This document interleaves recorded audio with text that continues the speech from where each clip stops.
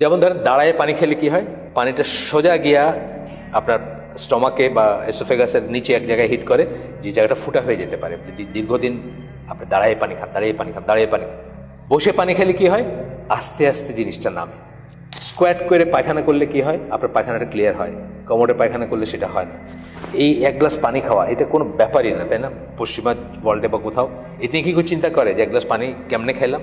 আমাদের কিন্তু এখানেও চিন্তা করতে হবে যে এক গ্লাস পানি কীভাবে খাইতে হবে, কীভাবে খাইলে আল্লাহ সন্তুষ্ট হবেন, কীভাবে খাইলে রাসূলের কথা পালন করা হবে, এবং কীভাবে খাইলে সওয়াব হবে, কীভাবে খেলে গুনাহ হবে।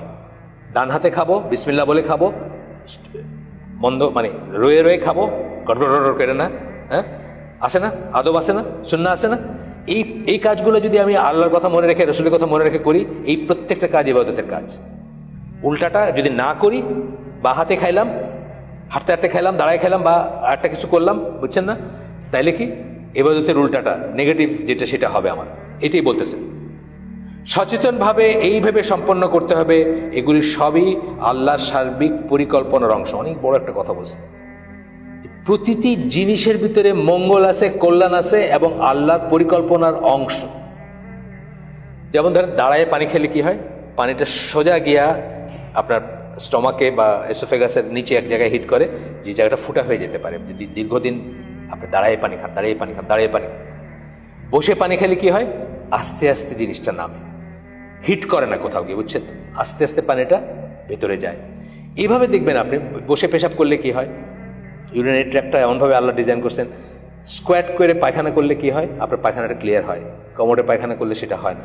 মানে এইভাবে দেখবেন যে সুন্নায় যা কিছু বলা হয়েছে, প্রত্যেকটা জিনিস একটা বড় ডিজাইনের অংশ, যে এই জীবন ব্যবস্থা আমি তোমাদেরকে দিলাম। আল্লাহ বলতেছেন যে এটা হলো সিরাতুল মুস্তাকিম, এটার উপর থাকবা। সূরা আল আনামের 153 নম্বর আয়াত সম্ভবত, সিরাতুল মুস্তাকিম এর উপর থাকবা, এটা আমার পথ, যদি অন্য কোনো পথে যাও তাহলে বিচ্যুত হয়ে যাওয়া। বা এই সামারিটা বললাম আমি। তাই সচেতনভাবে সম্পন্ন করতে হবে। এই মানে কি বলে, এগুলি সবই আল্লাহর সার্বিক পরিকল্পনার অংশ, মানে আল্লাহর ডিজাইন। এইটা করলে জীবন বেস্ট চলবে, এটা করলে আখিরাত এবং দুনিয়া এবং আখিরাতের বেস্ট কল্যাণ, সবচেয়ে ভালো জীবন চলবে। আচ্ছা, তা মানে ইসলাম আমাদের শিক্ষা দেয় যে প্রথমত মানব জীবনের বহুমাত্রিক কর্মকাণ্ডের সকল ক্ষেত্রে স্থায়ী ইবাদতই হচ্ছে জীবনের সত্যিকার অর্থ বা উদ্দেশ্য।